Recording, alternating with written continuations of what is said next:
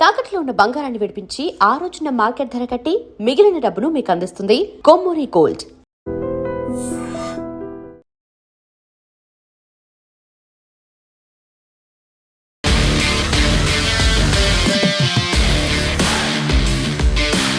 నమస్తే, welcome to I dream weekend update with Kavitha. మనతో పాటుగా ఉన్నారు foundation for democratic reforms founder doctor Jayaprakash Narayan గారు. Hello sir. నమస్తే. నమస్తే కవిత. సార్, ఇప్పుడు భారతదేశంలో స్పెషల్ ఇంటెన్సివ్ రివిజన్ అనేది జరుగుతుంది. ఉన్నటువంటి అక్రమంగా చొరబాటుదారులు కావచ్చు, లేకపోతే ఓటర్ లిస్ట్లో సవరణలు, వీటన్నిటి కోసం వెస్ట్ బెంగాల్కి సంబంధించి అక్కడ ఆల్మోస్ట్ 1,20,00,000 మంది దాకా ఉండొచ్చు. వాళ్ళందరినీ మేము తరిమేస్తాము, ఎక్కువగా బంగ్లాదేశ్ వాళ్ళే ఉన్నారు అనుకున్నప్పుడు అక్కడ అపోజ్తో పాటుగా డిఫరెంట్ స్టేట్స్లో కూడా అదే పరిస్థితి ఎందుకని కనిపిస్తోంది సార్?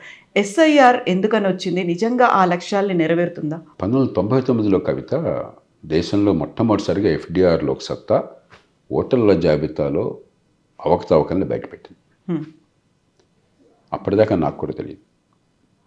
కొన్ని అవకతవకలు ఉన్నాయని తెలుసు, పట్టణ ప్రాంతాల్లో ముఖ్యంగా ఉండవలసిన పౌరులు ఉండటం లేదు, మరి అక్కడి నుంచి వెళ్ళిపోయిన వాళ్ళు, చనిపోయిన వాళ్ళ పేర్లు ఇంకా చోటు చేసుకుంటున్నాయని చెప్పినది తెలుస్తోంది. ఇది అనెక్డోటల్గా మీకు వాళ్ళు వెళ్ళి చెప్పారు, నాకు వాళ్ళు వెళ్ళి చెప్పారు, అలాగే ఫలానా వాళ్ళకి జరిగిందని చెప్తారు తప్ప మనకి ఎంత మేరకు ఉందో మనకు తెలియదు. మొట్టమొదటిసారి అది చూస్తే నిర్ఘాంతపోయినాం.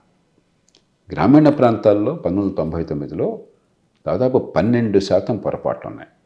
12% అంటే తప్పుడు ఓటర్లు అని కాదు, 18 ఏళ్ల వయసుండి నివాసం ఉన్న వాళ్ళ పేర్లు చేరకపోవటం కానీ, లేకపోతే అక్కడ 18 ఏళ్ళు దాటి నివాసం ఉన్న వాళ్ళు కాని వాళ్ళ పేర్లు ఉండటం కానీ, ఇంకో ఊరికి వెళ్ళిపోయి ఉండొచ్చు, ఒక ముసలి తాతగారు చనిపోయి ఉండొచ్చు, ఇంకోళ్ళు బదిలీ అయి ఉండొచ్చు. ఇలా ఈ రెండు కలిపితే 12%.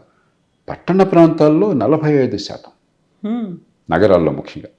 అది కేవలం ఆంధ్రప్రదేశ్లో కాదు, అప్పుడు అమ్మడం ఆంధ్రప్రదేశ్లో మాత్రమే కాదు, ఆంధ్రప్రదేశ్ చూసాం, కర్ణాటక బెంగళూరులో చూసాం, తమిళనాడు చూసాం, మహారాష్ట్ర ముంబైలో చూసాం, కోల్కతాలో చూసాం. అన్ని చోట్ల సుమారుగా కాస్త అటు ఇదే పద్ధతి ఉండదు. ఎక్కువగా పేర్లు తీసేయాల్సిన పేర్లు ఇంకా ఉన్నాయి, దానిలో వెళ్ళిపోవటమో చనిపోవటం ఇలాంటివి ఉన్నాయి. అది బయట పెడితే నిర్ఘాంతపోయారు. ఒక ఎన్నికల కమిషనరు, పేరు చెప్పను, ఇప్పటికి కూడా ఆయన సజీవులుగా ఉన్నారు, ఆయన అప్పుడే కొత్తగా ఎన్నికల కమిషన్ అయినాడు. ఆ 3 కమిషన్లు హైదరాబాద్ వస్తే నేను వివరాలను చెప్పి దీన్ని మార్చాలి, మనం ఈ ఓటర్లు చెబితే ప్రక్షాళన లేకపోతే అట్లని గట్టిగా వాదిస్తుంటే మిగతా 2 సీనియర్ కమిషనర్లకి నా సంగతి తెలుసు. మనం నోటుకొచ్చినట్టు మాట్లాడరు, వీళ్ళు వాస్తవాలే మాట్లాడతారు, అతిశయోక్తులు ఉండవని చెప్పని. నేను కొత్తగా వచ్చారు కదా, మేము చాలా అతిశయోక్తులు మాట్లాడుతూ ఉన్నాడు. ఆయన గట్టిగా చెప్పాల్సి వచ్చింది, మీరు ఎవరితో మాట్లాడుతున్నారో తెలుసుకుని మాట్లాడండి, వాళ్ళ చరిత్ర ఏమిటి, వాళ్ళకున్న విశ్వసనీయత ఏంటని చెప్పాను. ఆధారాలు లేకుండా నా నోటి నుంచి ఇలాంటి మాటలు పొరపాటును కూడా రావు, అబద్ధాలు చెప్పిన అతిశయోక్తుల పద్ధతి కాదంటే కొంచెం ఇప్పుడు చాలా అర్థమిస్తాడు. ఇప్పుడు కూడా నాకు ఆయన ఏంటంటే ఇంత తప్పులు ఉంటాయా అనుకున్నాడు ఆయన. 45% అనేది మామూలు నెంబర్ కాదు కదా, అంటే రెండు కలిపి. సో అప్పుడు గట్టిగా అప్పటిదాకా పైలట్ బేసిస్ మీద కొన్ని ఓటర్ గుర్తింపు కార్డులు వచ్చినాయి తప్ప ఓటర్ గుర్తింపు కార్డులు దేశమంతా విస్తరించి ఏర్పాటు జరగల. ఈ ఒత్తిడి వల్ల దేశమంతా ఓటర్ల గుర్తింపు కార్డులు వచ్చినాయి, ఫోటో ఐడెంటిటీ కార్డ్స్. ఈ ఒత్తిడి వల్లనే జాబితా ప్రక్షాళన కొన్ని ఏర్పాట్లు జరిగినాయి. అలాగే post office nodal agency. Post office అందరికీ తెలుసు, పోస్ట్ ఆఫీస్ అంటే జనరల్గా భయం లేదు. గవర్నమెంట్ ఆఫీసుల్లో ప్రజలకు భయం లేని ఆఫీస్ ఏమైనా ఉంటే భారతదేశంలో పోస్ట్ ఆఫీస్. అదొక షాప్కి వెళ్ళినట్టుగా మరో చోటుకి వెళ్ళినట్టుగా పనిచేసుకుంటారు. ఆ సంస్కృతి ఉంది కాబట్టి పోస్ట్ ఆఫీస్ నోడల్ ఏజెన్సీ గట్టిగా వాదించాం. అది కూడా ఈ రివిజన్ టైంలో పెట్టారు, శాశ్వతంగా పెట్టాలని కోరినా కూడా చాలా ప్రయత్నాలు జరిగినాయి. దీనివల్ల ఏమైందంటే ఒక 5 ఏళ్లలో 2004లో మళ్ళీ సర్వేలు చేశాం, 2004 ఎన్నికలప్పుడు. గ్రామాల్లో 12% తప్పులలో 5% తగ్గినాయి, పూర్తిగా పోలా, ఒక 70% తగ్గినాయి. పట్టణాల్లో 40-45% తప్పులలో 12-14% వచ్చినాయి. ఇంకా తప్పులు ఉన్నాయి. మళ్ళీ దీని మీద నేను ఒత్తిడి తీసుకొచ్చాను. తర్వాత డిజిటైజేషన్ వచ్చింది. డిజిటైజేషన్ రావడం ఇప్పుడు ఏమైతే, ఇప్పుడు మీరు నేను కూడా మనం అప్లోడ్ చేసేయచ్చు, డిలీషన్కి కానీ లేకపోతే ఇంక్లూషన్కి కానీ డాక్యుమెంట్స్ అయితే నేను మన వాళ్ళందరినీ కోరాను. నేను సొంతంగా చేసుకోలేదు, కానీ నా వ్యాల్యూ ఆల్రెడీ ఉంది కాబట్టి. కొత్తగా వచ్చేవాళ్ళు, ఈ మధ్య 18 ఏళ్ళు దాటిన వాళ్ళు ఉన్నారు కదా, ఎన్రోల్మెంట్ చేసుకుంటే ప్రతి వాళ్ళు కూడా ఎన్రోల్ అయిపోయారు. ఆ రక పద్ధతి ప్రకారం ఎవరు ఓటర్ గుర్తింపు కార్డు కూడా ఎంత వచ్చింది. కాబట్టి ప్రాసెస్ ఇంప్రూవ్ అయింది. కానీ ఎక్కడ చూసినా కూడా, తెలంగాణ తీసుకోండి, 3,98,000 కోట్ల జనాభా ఉంటే నాకు గుర్తున్నంత వరకు 2023 ఎన్నికలప్పుడు ఇప్పుడు కూడా 3,35,00,000 మంది ఓటర్లు ఉన్నారు. మామూలుగా మనకి 18 ఏళ్ళ లోపల ఎంతమంది ఉన్నారు, 18 ఏళ్ళ పైన మనకి అంకెలు ఉన్నాయి, డెమోగ్రాఫిక్ డేటా మన దగ్గర ఉంది. ఆ ప్రకారం మీకు అంతమంది ఉండకూడదు. ఖచ్చితంగా మీకు 2,80,00,000 కంటే ఎక్కువ ఉండకూడదు. 2,90,00,000 అయితే మరి 3,30,00,000 ఎట్లా వచ్చారు, 50,00,000 ఎట్లా వచ్చారు. కర్ణాటక ఇదే పరిస్థితి, తమిళనాడు ఇదే పరిస్థితి. ముఖ్యంగా పట్టణ ప్రాంతాల్లో ఎక్కువ ఉన్నది గ్రామాల కంటే. గ్రామాల్లో అందరూ మొహమొహం తెలుసు, రాజకీయ పార్టీ కార్యకర్తలు కూడా జాగ్రత్తగా ఉంటారు, అందరూ తెలుసు. కాబట్టి ఇక్కడ పట్టణంలో పక్కింటి మనకు తెలియజే. అంచేత పొరపాటు అన్నమాట వాస్తవం. పొరపాట్లోనే అన్న తర్వాత సవరణ చేయాలి కదా. ఎప్పుడు 99లోనే ఈ ప్రయత్నం లోక్సత్తా చేస్తే 25 ఏళ్ళ తర్వాత కూడా సవరణ చేయకపోతే ఎట్లాగా? ఆ సవరణకు ఒక ప్రక్రియ కావాలి. దానిలో భాగంగా కొన్ని ప్రాంతాల్లో, సరిహద్దు ఉన్న ప్రాంతాల్లో ఇతర దేశాల నుంచి అక్రమంగా వలస వచ్చిన వాళ్ళ పేర్లు ఉన్నాయని చెప్పన్నది అది దేశం మొత్తంలో చూస్తే చిన్న అంశం, ఆ ప్రాంతాల్లో పెద్ద అంశం కావచ్చు. కానీ చట్టపరంగా అర్హత ఉన్న వాళ్ళ పేర్లు చేర్చాలి, అర్హత లేని వాళ్ళ పేర్లు తీసేయాలి, అక్కడ నివాసం లేని వాళ్ళ పేర్లు తీసేయాలి, చనిపోయిన వాళ్ళ పేర్లు తీసేయాలి, బోగస్ పేర్లు ఉంటే తీసేయాలని చెప్పి అంటున్నా. అసలు మనకి దానికి వాదన ఎక్కడ? వివాదం ఎందుకు ఉండాలి? నిరర్ధకమైన వివాదం. ఏదో ఉద్యోగుల మీద ఒత్తిడి పెరుగుతుంది, ఉద్యోగులకు జీతాలు ఇచ్చే పని చేయించమని. భారతదేశంలో ప్రభుత్వ ఉద్యోగుల మీద ఒత్తిడి ఉందా? ప్రభుత్వ ఉద్యోగులు అంత కష్టపడి పనిచేస్తున్నారా? మనందరి కోసం ప్రాణాలు కోల్పోయేంత పనిచేస్తున్నారా? ఇదా మనం చేయాల్సిన చర్చ. కాబట్టి ఏంటంటే మన దేశంలో ఏది రాజకీయం చేయాలి, ఏది చేయకూడదు, ఏది నిజంగా ప్రజల సమస్య, ఏది ఊరికే గొడవ చేసే సమస్య అన్న ఉచితానుచిత విచక్షణ పోయింది. సో ఇప్పుడు ఎస్ఐఆర్కి సంబంధించి గతంలో బీహార్ అయింది, ఆ తర్వాత మెల్లిమెల్లిగా ఇప్పుడు వెస్ట్ బెంగాల్ అవుతుంది, నెక్స్ట్ థర్డ్ ఫేజ్లో తెలంగాణకు కూడా వస్తాము. ఇవి చేస్తున్నప్పుడు బీహార్ తర్వాత వెస్ట్ బెంగాల్లో అక్కడ ఉన్నటువంటి బంగ్లాదేశీలే చాలామంది ఉన్నారు, ఇన్ఫిల్ట్రేటర్స్గా చెప్తున్నాం, చొరబాటుదారులు ఉన్నారు, లెక్కలను సహా తీస్తున్నాం, వారందరినీ బయటికి పంపించేస్తున్నాం. అక్కడ ఎందుకని పెద్ద ఎత్తున ప్రొటెస్ట్ అనేది సీఎం మమతా బెనర్జీ దగ్గర నుంచి వస్తుంది సార్? ఓట్లు ఏమని అంటే హిందూ మతస్థులైతే బీజేపీకి అనుకూలంగా వేస్తారన్న భావన. అందరు హిందువులు ఓటేస్తే ఇలా ఓటు ఉండదు కదా. ముస్లిం మతస్థులు అయితే బీజేపీకి వ్యతిరేకంగా వేస్తారనే భావన. అది కొంచెం కంప్లీట్ పోలరైజ్ అయిపోతున్నారు. హిందువులు అందరూ ఒక పార్టీకి అయిపోయినా ముస్లింలు ఎక్కువ మంది ఒక పార్టీకి వేయడం జరుగుతున్నమాట వాస్తవం. ఏ కారణం అన్నా కానీ నిజాయితీగా ముస్లింలు అలాగా మాకు నచ్చిన పార్టీ కొట్టు హక్కు ముస్లింలకు ఉంది, హిందువులకు ఉంది, అన్ని కులాలని మతాలు కూడా ఉంది. అక్కడ మీరు ఎవరు, నేను ఎవరు? కానీ మీరు అర్హత గల ఓటర్లు అయితే, ఈ దేశ పౌరులైతే, బంగ్లాదేశ్లో ఉన్నటువంటి ఆర్థిక పరిస్థితుల వల్ల, మనం గొప్ప సంపన్న దేశం కాకపోయినా కొంచెం పెద్ద దేశం కాబట్టి అక్కడికంటే ఇక్కడ కొంచెం పరిస్థితులు బాగున్నాయని చాలామంది వచ్చినమాట వాస్తవం. ఆ వచ్చిన వాళ్ళు హిందువులు వచ్చిన వాళ్ళేమో అక్కడ ఒత్తిళ్లు భరించలేక, బంగ్లాదేశ్లో స్వతంత్రం వచ్చినప్పుడు, దేశ విభజన జరిగినప్పుడు ఆనాడు దాదాపుగా 23% ఎంతమందో హిందువులు ఉన్నారు బంగ్లాదేశ్లో. ఇవాళ 5-6% పరిమితం అయిపోయినారు. పాకిస్తాన్లో ఆనాడు 15-16% వాళ్ళు దాదాపు లేరు, 0.5%, 1% అన్నారు. అంటే వివరాల్లోకి వెళ్లకుండా ఆ సమాజంలో ఉండేటువంటి ఒత్తిడి అలాంటిది. ఆ నేపథ్యంలో హిందువులు వస్తే మరి బాధ్యత ఈ దేశాన్ని, వాళ్ళు నిజమైన కందిశకులు కాబట్టి అందుకే సిటిజన్షిప్ అమెండ్మెంట్ యాక్ట్ తీసుకొచ్చారు. దాని మీద సరే చాలా చర్చ జరిగింది. హిందువులకి ఎందుకు, హిందువులే అనలా వాళ్ళు, ఆ దేశంలో మెజారిటీ మతం కాకుండా ఇతర మతస్థులు ఎవరైనా సరే మతం కారణంగా నిరాదరణకు గురైనట్టయితే, మైనారిటీల వేధింపులకు గురైనట్టయితే వాళ్ళు ఈ దేశానికి వస్తే, వాళ్ళు క్రైస్తవులు కావచ్చు, హిందువులు కావచ్చు, జైనులు కావచ్చు, సిక్కులు కావచ్చు, బౌద్ధులు కావచ్చు, పారసీకులు కావచ్చు, వారికి ఆశ్రయం ఇస్తామన్నది కరెక్ట్ అండర్స్టాండ్. అది వేరు. అలా కాకుండా ఆర్థిక కారణాల వల్ల అక్రమంగా చొరబడినట్టయితే ఆవిడ, ఇది ఇప్పుడు అమెరికాలో కూడా గొడవ అంతదే కదా, ఇమ్మిగ్రేషన్ అని చెప్పన్నది. మరి వాళ్ళకి ఇక్కడ మనం ఆశ్రయం ఇస్తే, ఇక్కడ ఉద్యోగాలు ఇస్తే అదొక సమస్య. ఓటు కూడా ఇచ్చేస్తే పౌరసత్వాన్ని హక్కు లేని వాళ్ళకి మరి రాజకీయ గందరగోళం అవుతుంది కదా. కాబట్టి నిజంగా పౌరసత్వాన్ని కనుక అంచనా వేసి అలా అక్రమంగా ఈ దేశంలోకి వలస వచ్చిన వాళ్ళ విషయంలో ఓటు తీసేయడం అనేది ధర్మమేది. చేసే ప్రక్రియ పారదర్శకంగా ఉండాలి. ఆ పేరుతో ఈ దేశ పౌరులైనా, ఈ దేశంలో పుట్టినటువంటి వాళ్ళకి ఏ మతం వలస వాళ్ళకి ఓటు హక్కు పోకుండా ఉండాలి. ఆ జాగ్రత్తలు కావాలి తప్ప ఈ అరుపులు కేకలు పడిబొబ్బలు కేవలం రాజకీయం. నిజాయితీగా మన దేశంలో పౌరసత్వం ఉన్న వాళ్ళకి ఓటు హక్కు ఇద్దాము, లేని వాళ్ళకి తీసేద్దామని చెప్పిన ఆలోచన కాదు. రాజకీయంగా మన లబ్ధి అంటే చూసుకుంటున్నారు. కేవలం వెస్ట్ బెంగాల్లో మాత్రమే ఉన్నారా? ఢిల్లీలో, కాశ్మీర్లో లేరా? లేకపోతే అక్కడ పహల్గామ్ అటాక్, ఇక్కడ ఢిల్లీలో బాంబ్ బ్లాస్ట్ ఎలా జరిగింది? పశ్చిమ బెంగాల్. ఎందుకంటే పాకిస్తాన్ నుంచి భారత్కి, భారత్ నుంచి పాకిస్తాన్కి వలసలు దాదాపుగా మొదటి నుంచి కూడా శూన్యం. బంగ్లాదేశ్లో ఉన్న ప్రత్యేకమైన పరిస్థితుల్లో ఆ సరిహద్దులు పోరస్గా ఉండటం కారణం కావచ్చు, సైన్యం మోహరించి ఉంటారు అక్కడ. అక్కడ పాకిస్తాన్ సైన్యంలాగా బాగా బోర్డర్ దగ్గర మీరు అప్పుడు టీవీలు చూపెడుతుంటారు, వాళ్ళు ఏదో కోడి పుంజుల్లాగా వాడు కాలెత్తి కథం తొక్కి డ్రామా చేస్తుంటారు. బంగ్లాదేశ్లో అలాంటి బోర్డర్ ఎక్కడ ఉండదు. కేవలం బీఎస్ఎఫ్ మరి భద్రతా దళం ఈ స్మగ్లింగ్ వగైరా ఆపడం కోసం తప్పితే అక్కడ మనకి ఈ బీటింగ్ రిట్రీట్లు ఇలాంటివి అలాంటివి ఉండదు. దేశ సరిహద్దులు అక్కడ ట్యాంకులు లేకపోతే ఆయుధాలు మోహరించాలంటది ఉండదు. కాబట్టి చాలా తేలిగ్గా అట్టించి ఇట్టించి వెళ్ళిపోవటం సాధ్యం. చాలా కానీ అందులో మరి మంచి స్నేహ సంబంధాలు 1971 నుంచి. ఎందుకంటే ఆ దేశం విముక్తి కలిగి చేసిందే భారత సైనికులు. మన సైనికులు ఎన్నో కొన్ని వేల మంది ప్రాణాలు త్యాగం చేసి బంగ్లాదేశ్ని కాపాడాం మనం. సరే ఈవేళ మరి మర్చిపోయారు ఏం జరుగుతుందో తర్వాత చూద్దాం, అది వేరే విషయం. అది ఆ నేపథ్యంలో ఏంటంటే చాలామంది ఇక్కడికి వచ్చిన మాట వాస్తవం.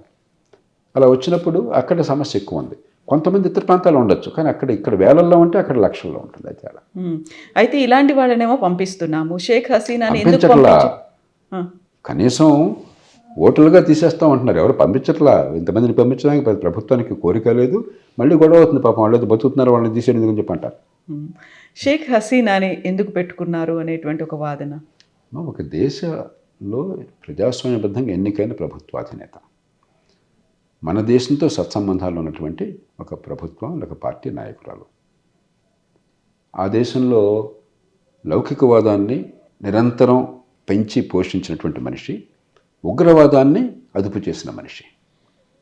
ఈవేళ ఏదో రోడ్ల మీద తిరుగుబాటు అయిందని చెప్పని మత్తత్వాదులు మిగతా వాళ్ళు కలిసి అంతర్జాతీయ సమాజంలో తెలుసో తెలియకో అది గందరగోళం సృష్టించి ఆవిడని పంపించేసి ఆవిడకి ఉరిశిక్ష వేశారు. ఒక దేశాధినేత అధికారికవర్గంగా చేసిన నిర్ణయాలు ఉరిశిక్ష ఎక్కడన్నా ఉంటుందా? పాకిస్తాన్లో కనిపిస్తోంది, తర్వాత ఇప్పుడు బంగ్లాదేశ్లో. ఎగ్జాక్ట్లీ. పాకిస్తాన్లో భుట్టోని చంపేశారు, ఇప్పుడు ఆమెను అలా చంపేయాలని నిర్ణయించుకున్నారు. మన దేశం ఈ నేపథ్యంలో హసీనాకి ఆశ్రయం ఇవ్వకపోతే ఈ దేశ నాగరికతకే అవమానం. అది ఎంతకంటే పొరపాటు ఇంకోట్లేదు. అక్కడేమన్నా ఒక రాచకత్వం లేకుండా ఓ పద్ధతి ప్రకారం జరుగుతుందని అనుకోవచ్చు. అరే సుప్రీంకోర్టు న్యాయమూర్తులు రాళ్ళేసి కొట్టి రాజీనామా చేయించి శిక్షణ తీసుకొచ్చి రోడ్డు మీద పెడతారా? మంత్రులుగా ఉంటారు, రోడ్డు మీద తీసుకొచ్చి అలా తీసుకొస్తారా? అది ప్రజాస్వామ్యమా? లేకపోతే అది రాజకీయమా? అది పరిపాలన? అరాచకత్వం వర్ధిల్లుతోంది, మతతత్వవాదం వర్ధిల్లుతుంది, ఉగ్రవాదం వర్ధిల్లుతుంది. ఆ నేపథ్యంలో భారతదేశం ఈ శషభిషలు కూడదు. షేక్ హసీనాని మనం ఖచ్చితంగా రక్షించాలి. అలాగే ఆ దేశంలో ఉదాహరణకి గతంలోనే తస్లీమా నసీర్ అని చెప్పిన రచయిత్రి, ముస్లిం ఆవిడ, కానీ అభేద భావాలు కలిగినటువంటి ముస్లిం మహిళ. ఆవిడ రాసిన పుస్తకాల కారణంగా ఆవిడని ఎంత హింసించారు అక్కడ. ఆ దేశంలో వాడికి పట్వాలు ఇచ్చి చంపేస్తామన్నారు. నేను ఇప్పటికీ భారతదేశాన్ని విమర్శిస్తున్నాను. ఆవిడకి శాశ్వత పౌరసత్వాన్ని ఇవ్వాల్సింది, శాశ్వతంగా దేశంలో వేసాన్ని ఇవ్వాల్సింది. ఇప్పటికి కూడా 6 నెలలకో సంవత్సరానికి ఒకసారి ఆవిడకి పొడిగిస్తూ ఉన్నారు. ఎంతో అవమానం. ఆవిడ ప్రపంచంలో సంపన్న దేశాలన్నీ ఆవిడకి ఇచ్చినాయి, స్వీడన్ ఇతర దేశాలు. ఆవిడ కాదు, నేను భారత ఖండంలో ఉంటాను, నాది ఇక్కడ, నా మాతృభూమి ఇక్కడ ఉన్నది, అక్కడికి వద్దని ఆవిడ ఇక్కడ కూర్చుంటే మన వాళ్ళు ఆవిడని బాధలు పెడుతున్నారు.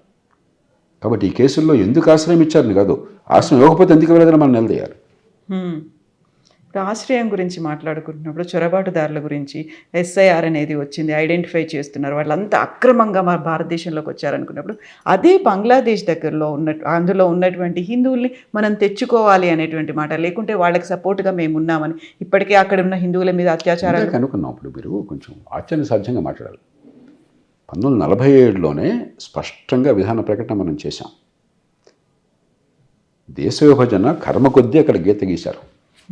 తరతరాలుగా అక్కడ నివాసం ఉన్నవాళ్ళు మతం పేరుతో దేశాన్ని విభజించారు. అక్కడ వివిధ మతస్థులు అక్కడ ఉన్నారు. మరి ఇస్లాం మతం వేరు, మిగతా మతాలు వేరు. ఎన్ని పొరపాటున్నా కూడా మిగతా సమాజాల్లో మీ మతం వేరే కాబట్టి మీకు వేధింపు, ప్రాణభయము, మీ హక్కుల్ని కాలరాయటం లేదు. కానీ ఇస్లామిక్ రిపబ్లిక్ అనుకున్న తర్వాత మత సాంప్రదాయం వేరైన కారణంగా చాలా వేధింపులకు గురవుతున్నారు. సిస్టమేటిక్, ఇది వ్యక్తులు కొంతమంది కావాలని చేసింది కాదు, ఇది ఒక వ్యవస్థగా వేధింపులకు గురవుతున్నారు, ప్రాణాపాయానికి గురవుతున్నారు, అపోస్టసీ లాస్ అంటున్నారు. అసలు ఏమీ లేకుండా ఏదో దేవుడి వాక్యాన్ని ధిక్కరించడం చెప్పి చంపేస్తామని చెప్పి అంటున్నారు. వాళ్ళకి మీరు రక్షణ ఇవ్వకపోతే అసలు మన నాగరికతకు అర్థం అన్నదా? ఈ సాంప్రదాయంలో పుట్టిన వాళ్ళు. భారతీయ సాంప్రదాయం గొప్పతనం ఏంటి? తప్పులు చాలా ఉన్నాయి. కుల వ్యవస్థ ఉన్నది, మహిళలను అణిచివేత ఉంది, గతంలో కాలక్రమేణా మారుస్తున్నాం. కానీ గొప్ప విషయం ఏంటి? ఏకం సత్ విప్రా బహుధా వదంతి. సత్యం ఒక్కటే, ఇష్టం వచ్చిన దారిలో సత్యాన్ని వెతుక్కో. అది మన తాత్విక చింతనకి పునాది. దాన్ని పూర్తిగా తిరస్కరించి వాళ్ళ వేధింపులకి, సాధింపులకి, ప్రాణహానికి గురి చేస్తే వాళ్ళకి మీరు ఆశ్రయం ఇవ్వకపోతే భారతదేశానికి అర్థం ఉందా? ఇంకా ప్రజాస్వామ్యానికి మనం చెప్పే గొప్ప మాటలకనే. ఈ దేశం బాధ్యత, చట్టపరంగా బాధ్యత, రాజ్యాంగపరంగా బాధ్యత, నైతికంగా బాధ్యత. కోట్ల మంది రావటం లేదు, వచ్చే వాళ్ళు కూడా ఆశ్రయం అయిపోతే ఎట్లా? కాబట్టి దానిలో అసలు వేరే వివాదానికి తావే లేదు. సో ఇప్పుడు సోషల్ మీడియా కావచ్చు, ఇప్పుడు ఉన్నటువంటి రాజకీయాల్లో ఒక రకమైనటువంటి ఒక డివిజన్ అనేది కనిపిస్తోంది sir. All eyes on Rafah, all eyes on Gaza ఇలాంటి వాళ్ళు పెట్టిన వాళ్ళు బంగ్లాదేశ్లో జరుగుతున్నటువంటి అకృత్యాల గురించి ఎందుకు మాట్లాడట్లేదు అనే దాంతో పాటుగా వెనిజులా గురించి అంతా మాట్లాడారు, బంగ్లాదేశ్లో ఉన్నటువంటి హిందువులను ఎందుకు పట్టించుకోవట్లేదు అనేది. అందుకని మనకేంటంటే ఒక అంతర్జాతీయ సమాజంలో కొన్ని విచిత్రమైన ధోరణులు వచ్చినాయి. ఇప్పుడు దానికి రకరకాల కారణాలు చెప్తున్నారు. కొంచెం లోతైన పరిశోధన చేస్తే కానీ తెలియదు. కొన్ని దేశాలు యూనివర్సిటీల్లో ఇతర చోట్ల కోట్లాది డాలర్లు డబ్బిచ్చి పోషిస్తున్నాయి కొంత భావజాలాన్ని. ఆ డబ్బులు ఇతర ప్రభావాల కారణంగా కొంత విచిత్రమైనటువంటి వాస్తవాలకి అతీతమైనటువంటి ఒక ధోరణి ప్రబలిపోతుంది కొన్ని మీడియాలో కానీ లేకపోతే కొన్ని యూనివర్సిటీల్లో కానీ. చాలామంది అమాయకులైన వాళ్ళు, అభ్యుదయ భావాలు మనసులో ఉన్నాయి అనుకునేవాళ్ళు నిజమైన అభ్యుదయ భావాలు కాకుండా ఏకపక్షంగా పోతున్నారన్న వాదన ఒకటి ఉన్నది. అలా కాదని మరొక వాదన ఇంకో రకంగా ఉన్నది. కాబట్టి ఆ నేపథ్యంలో మీరు అందుకనే ఇప్పుడు ప్రపంచంలో ఎందుకని చాలా దేశాల్లో ఒకప్పుడు చాలా వెనక ఉండిపోయి ప్రజలు నిరాదరణకు గురైనటువంటి ఈ రైట్ వింగ్ వాదన అంటారు ఎందుకు పెరుగుతోంది? జాతీయవాదం ఎందుకు పెరుగుతోంది? శృతి మించారు కాబట్టి.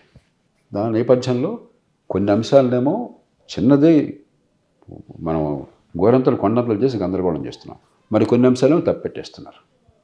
అంతర్జాతీయ మీడియా కానీ లేకపోతే అంతర్జాతీయంలో మేధావులు అనుకునే బృందాలు కానీ, అది ఆరోపణ.